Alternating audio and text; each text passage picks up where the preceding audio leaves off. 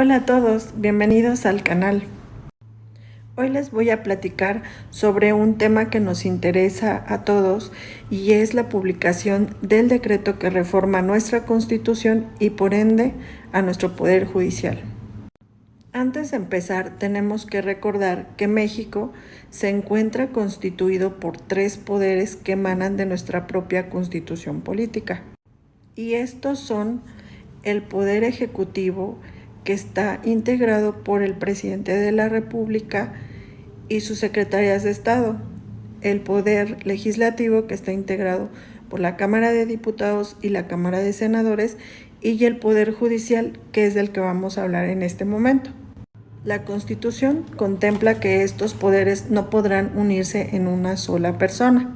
Ahora bien, el 15 de septiembre de 2024 se publicó el decreto que reforma, adiciona y deroga diversas disposiciones de la Constitución Política de los Estados Unidos Mexicanos en tema de reforma del Poder Judicial.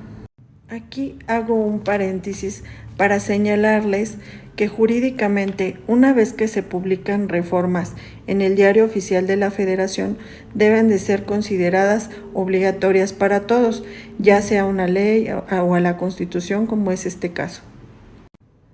También les comento que derogar es revocar un concepto de ley o, en términos coloquiales, quitar una parte de algún artículo o el mismo artículo.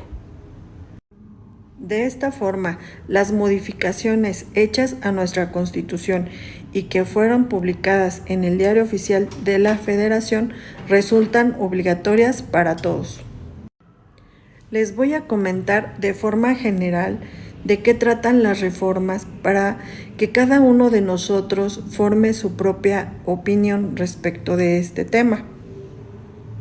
Lo anterior con la única finalidad de que todos nos encontremos informados de lo que sucede en nuestro país. Dicho decreto consta de varios aspectos que tienen relevancia para el Poder Judicial, entre los que se encuentran los siguientes. Primero, el artículo 17 constitucional contempla ahora el término de 6 meses para la resolución de los asuntos en materia tributaria. 2. El artículo 20, en su apartado A, adiciona una fracción para contemplar la protección de las personas juzgadoras en términos de delincuencia organizada. El artículo 94 contempla la administración del Poder Judicial a cargo de un tribunal de disciplina judicial y de un órgano de administración judicial. Actualmente, estas funciones de sanción se encuentran a cargo del Consejo de la Judicatura, el cual va a desaparecer y va a prevalecer los que les acabo de mencionar. 4. La Suprema Corte de Justicia va a disminuir el número de sus integrantes de 11 a 9. 5. La Suprema Corte sesionaba en pleno y en salas. Actualmente solo sesionará en pleno. 6. Las remuneraciones que perciban los ministros, ministras, magistrados, magistradas, jueces y juezas no podrán ser mayores a las percibidas por el titular de la Presidencia de la República. En pantalla les voy a mostrar el salario que se encuentra publicado en la página de nómina transparente de la Secretaría de la Función Pública, para que ustedes puedan checarlo.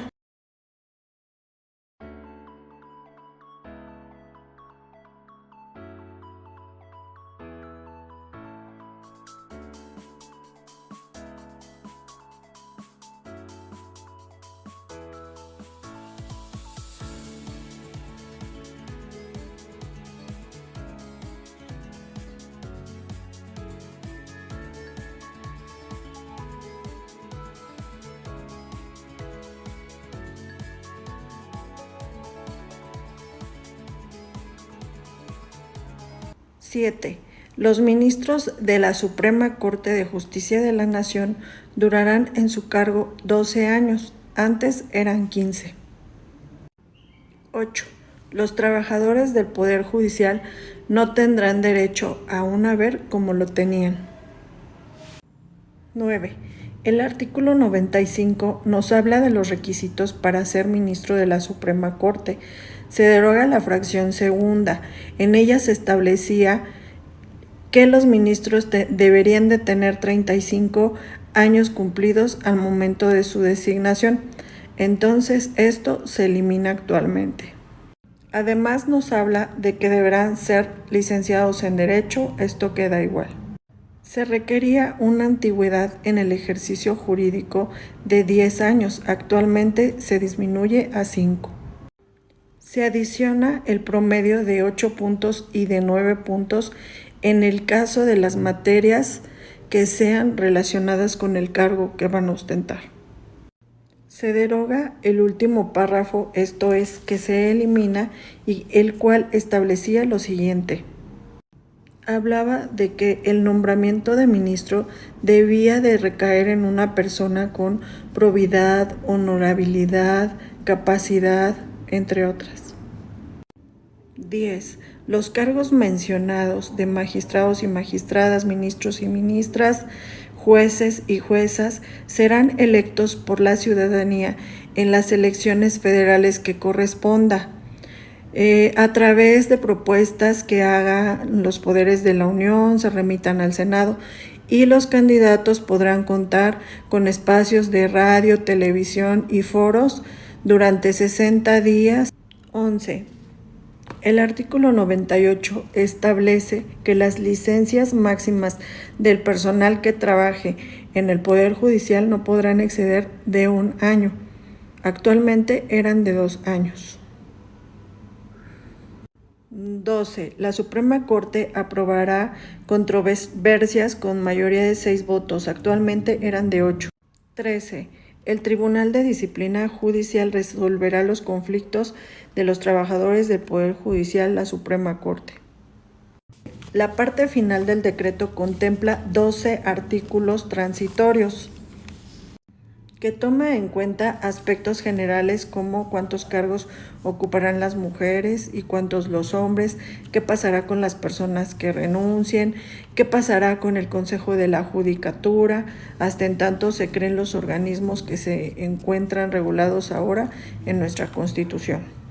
Sobre estos artículos transitorios les voy a comentar de importancia lo siguiente.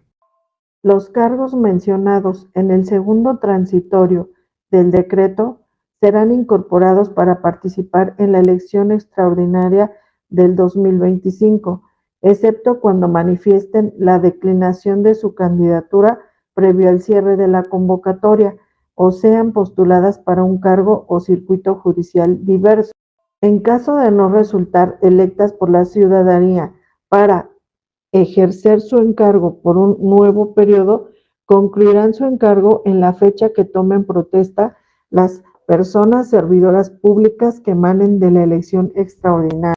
El Senado de la República tendrá un plazo de 30 días naturales posteriores a la entrada en vigor del decreto para emitir la convocatoria para integrar los listados de las personas candidatas que participen en la elección extraordinaria. La ley preverá la extinción de la Sala Regional Especializada del Tribunal Electoral del Poder Judicial a más tardar el 1 de septiembre de 2025, por lo que sus magistraturas no se renovarán en la elección extraordinaria del año 2025. El Consejo de la Judicatura continuará ejerciendo las facultades y atribuciones de administración, vigilancia y disciplina del Poder Judicial, con excepción de la Suprema Corte, hasta en tanto sean creados el Tribunal de Disciplina Judicial y el órgano de administración judicial. Cuando tomen protesta las magistradas y magistrados del Tribunal de Disciplina Judicial, en esa misma fecha el Consejo de la Judicatura Federal quedará extinto. Las ministras y ministros de la Suprema Corte que concluyan su encargo por no postularse o no haber sido electos en la elección del año 2025 no serán beneficiarias de un haber de retiro, salvo cuando presenten su renuncia al cargo antes de la fecha de cierre de la convocatoria señalada, misma que tendrá efectos al 31 de agosto de 2025. En estos casos, el haber de retiro será proporcional al tiempo de su desempeño.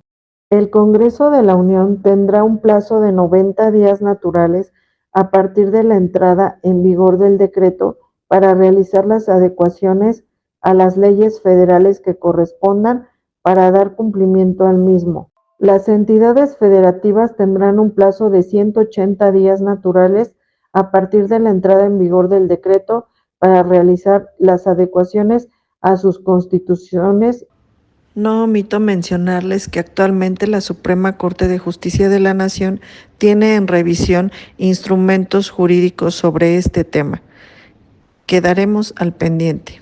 Ahora ya tienen un panorama general de estas reformas y cada uno de ustedes podrá formarse su propia opinión. Espero que les haya gustado el video. Este video es de carácter informativo. Los veo la próxima. Adiós.